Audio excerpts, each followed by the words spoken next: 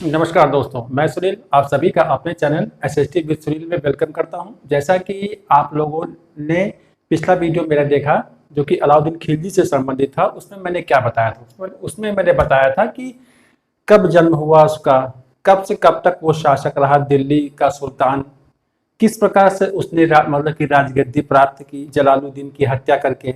Okay. और किस प्रकार से उसने अमीरों के विद्रोह का दमन किया, अमीरों के विद्रोह के क्या कारण थे, और वो 4 अध्यादेश जो उसने पारित किए थे। तो इन सारे मुद्दों पर हमने चर्चा की थी और आज का जो हमारा टॉपिक है वो अलाउद्दीन खिलजी के विजय और साम्राज्य विस्तार से संबंधित है। तो आज हम इस पर चर्चा करते हैं, ठीक है। तो जैसा कि आप देख रहे हो अलाउद्दीन के अभियान और साम्राज्य विस्तार, देखिए अगर बात की जाए, जैसा कि आप मैप देख रहे हो, ये जो ब्लैक कलर में जेब्रा क्रॉसिंग मैंने बना रखी है ये दक्षिण भारत की ओर संकेत करता है, ये उत्तर भारत की तरफ संकेत करता है, ठीक है। उत्तर भारत दक्षिण भारत। जैसा कि आप लोग जानते होंगे, गुप्त शासकों में समुद्रगुप्त एक ऐसा मतलब कि शासक था जिसने उत्तर भारत और दक्षिण भारत तक अपना अभियान किया था।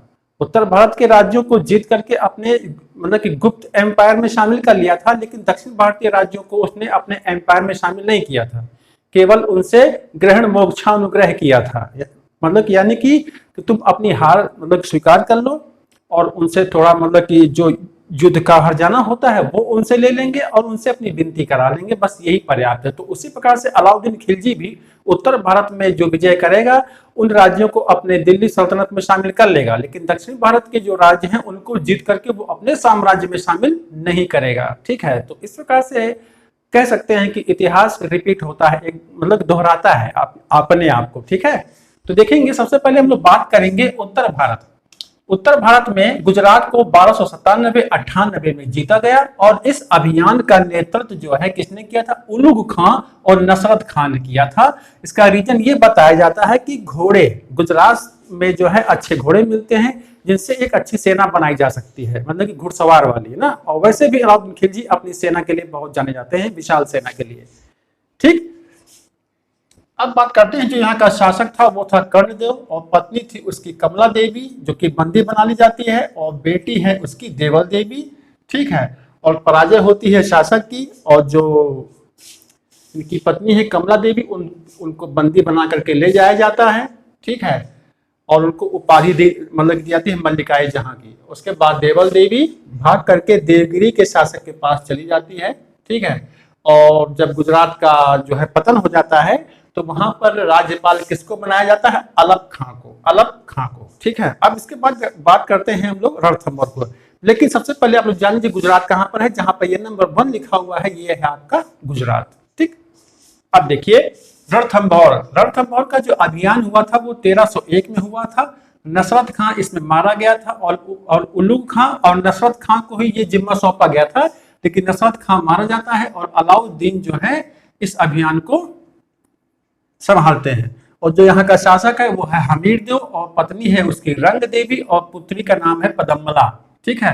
के द्वारा यहाँ पर जौहर किया। जब जब हमीर देव की पराजय हो जाती है ना, इनकी मृत्यु हो जाती है, तो जो इनकी पत्नी है और जो इनकी बेटी है जौहर कर लेंगी। और खुसरो ने तारीख अलाई में, ये तारीख अलाई क्या है, खुसरो के द्वारा लिखी गई उसकी किताब है, में इसका उल्लेख किया है। ये और ये जो जौहर हुआ है ये राजस्थान का पहला शाका है। ये शाका क्या होता है, शाका होता है जौहर और केसरिया को मिला करके शाका कहलाता है। ये होता कब है कि जब कोई बाहरी आक्रमण होता था तो ये राजपूतों में एक प्रथा थी कि जब लगता था कि अब प्राणों की बाजी लगा देना है अपने दुश्मन को हराने के लिए, तो उसमें प्राण जा भी सकते हैं, तो उसके लिए शाका का आयोजन होता था। तो केसरिया पगड़ी बांधते थे पुरुष लोग और महिलाएं अग्निकुंड जला करके जौहर की तैयारी करती थी, ठीक है। तो केसरिया पगड़ी बांध करके वो अपने दुर्ग के बाहर निकलते थे और अपने प्राणों को न्यौछावर कर देते थे। इसकी खबर जब मिलती थी तो महिलाएं भी जौहर कर लेती थी आग में कूद करके। तो जौहर और केसरिया को मिला करके बनता है शाका। तो ये पहला शाका है, ये राजस्थान का ये फैक्ट है बहुत बड़ा, ठीक है। उसके बाद चित्तौड़ की विजय सबसे इंपॉर्टेंट 1303 में हुई थी। इस अभियान का नेतृत्व अलाउद्दीन के द्वारा किया गया। यहाँ का शासक कौन था, रतन सिंह, और पत्नी थी पद्मिनी। 1540 में जायसी की किताब जो थी पद्मावत में उसने नायिका के रूप में पेश किया है किसको, पद्मिनी को या पद्मावती को। लेकिन इससे पहले भी किसी ने इसका उल्लेख किया था, ये इंपॉर्टेंट फैक्ट मिलता है यहाँ पर। 1459 में दामोदर एक कवि थे, उन्होंने पद्मावती एक कथा लिखी थी और उसमें जो है जौहर का भी उन्होंने उल्लेख किया था, ठीक है, यानी कि जायसी से पहले।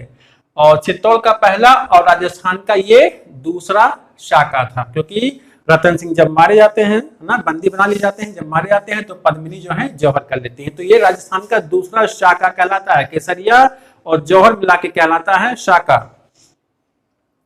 और इसके बाद क्या होता है कि खुसरो इस जो है जौहर का जो कथा जो जौहर हुआ था इसका उल्लेख नहीं करता है, केवल किसका करता है, रणथंभौर वाले का। तो चित्तौड़ का नाम बदल करके क्या रख दिया गया, खिजराबाद। इसके बाद मालवा की विजय, मालवा 1305 में जीता गया। अभी बता देते हैं कहां पर इसकी लोकेशन है। और एनुअल मुल्क मुल्तानी को भेजा गया था और शासक कौन था, महलक देव, महलक देव।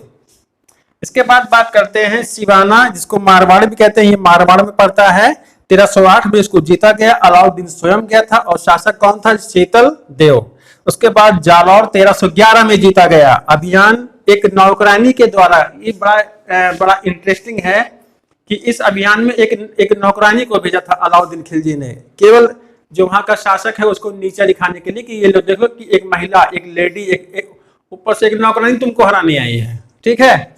उसका नाम था क्या, गुलो बिहिस्त के नेतृत्व में सेना भेजी थी और कान्हड़ देव को नीचा दिखाने के लिए ये पूरा प्लान था। तो अब आप थोड़ा मैप को देख लो, गुजरात मैंने बता दिया था, रणथंभौर पड़ता है राजस्थान में ही, ये नंबर 2 पर है इधर।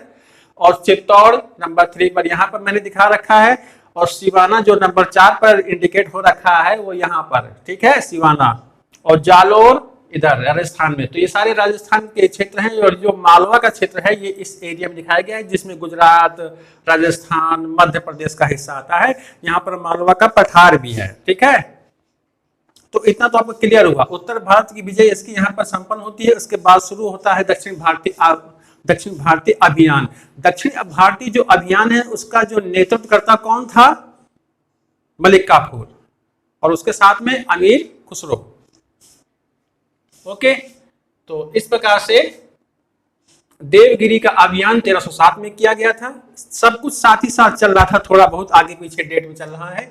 शासक था यहाँ का रामचंद्र देव और देवल देवी का विवाह खिजर खां के साथ होता है ना, क्योंकि जो कमला देवी हैं वो चाहती हैं अपनी बेटी से मिलना चाहती है ना। तो जब देवगिरी पर आक्रमण होता है तो देवल देवी को वहां पर प्राप्त किया जाता है और उसको लाया जाता है और खिजर खां के साथ उसका विवाह करा दिया जाता है। और जो खुसरो ने किताब लिखी है, आशिकी या आशिका किताब लिखी है, उसमें खिजर खां और देवल देवी की प्रेम कथा उसमें दिखाई गई है। तो इस प्रकार से तेलंगाना 1309 ईस्वी में होता है। राजधानी इसकी थी वारंगल। शासक कौन था, काकतीय वंश का शासक था प्रताप रुद्रदेव सेकंड था। और सरवर दुर्ग में रावत महिलाओं का जौहर हुआ, इसका उल्लेख खुसरो करता है ना। तो दक्षिण भारत में भी जो अभियान हो रहा है अलाउद्दीन के खिलजी के सेनापति के द्वारा तेलंगाना में, वहां पर एक और जौहर होता है, बहुत इंपॉर्टेंट है, जिसका उल्लेख अमीर खुसरो करता है, ठीक है। तो तेलंगाना में भी हुआ, ठीक। इसके बाद बात करते हैं होयसल, जिसको उस मतलब के दौरान मैसूर जो मैसूर है आप लोग सभी जानते हैं, उसको उस दौरान होयसल कहा जाता था। तो 1310 में यहाँ का अभियान होता है। राजधानी क्या थी, होयसल की द्वार समुद्र। ये पूछा जाता है शासक कौन था, वीर बल्लाल थर्ड, ठीक। इसके बाद हम बात करते हैं पांड्य वंश में विवाद चल रहा था गद्दी को लेकर के, उत्तराधिकार को लेकर के। तो सुंदर पांड्य और वीर पांड्य थे। तो सुंदर पांड्य का पक्ष कौन लेता है, मलिक काफूर। और बड़े पैमाने पर जब मामला शांत होता है तो धन दौलत लेकर के ये वापस होता है। उसके बाद जैसा कि आप देख रहे हो देवगिरी पुनः, यानी कि देवगिरी पर फिर से आक्रमण किया जाता है, क्योंकि देवगिरी का राजा जब हार जाता है पहले वाले युद्ध में तो वो कहता है कि मैं टैक्स दिया करूंगा, कर दूंगा हर साल, लेकिन बाद में क्या करता है कि वो टैक्स देना बंद कर देता है। तो इसी का एक खामियाजा भुगतान मतलब कि भुगतना पड़ा किसको, सिंघन देव को, और वो मारा गया। 1312-13 की बात हो रही है, 1312-13 की ना। अब देवगिरी देख लेते हैं, ये महाराष्ट्र के क्षेत्र में पड़ता है, दक्षिण भारत में पड़ता है। तेलंगाना 1309 ईस्वी में, ये नंबर 2, जैसा कि आप सभी लोग जानते हैं वर्तमान समय में एक स्टेट भी है ये नंबर 2 पर। उसके बाद नंबर 3 पर है होयसल, मैसूर कर्नाटक क्षेत्र पड़ता है नंबर 3 पर। आप लोग यहाँ पर देख सकते हैं पांड्य वंश तमिलनाडु के धुर दक्षिण में, सबसे दक्षिणी भाग में, यानी कि अलाउद्दीन खिलजी की सेना ने पूरा दक्षिण भारत के अंत तक का अभियान किया और सफलता भी पाई और बड़े पैमाने पर उसको धन दौलत की भी प्राप्ति हुई। इस प्रकार से एक विशाल साम्राज्य पर अलाउद्दीन खिलजी ने शासन किया। बंगाल का क्षेत्र भी उसके अंडर में आता था, ठीक है, बंगाल का क्षेत्र भी उसके अंडर में आता था। इस प्रकार से ये पूरा आप एम्पायर जो देख रहे हो, साम्राज्य देख रहे हो, ये अलाउद्दीन खिलजी का है। तो आप लोग क्या करना है, इस पूरे मैटर को बढ़िया से लिख लेना है, नोट डाउन कर लेना है, मैप बना लेना है, ठीक है, और प्रिपरेशन करते रहें। तो कैसा लगा वीडियो कमेंट बॉक्स पर कमेंट करें। मिलते हैं आपको नेक्स्ट वीडियो में। धन्यवाद।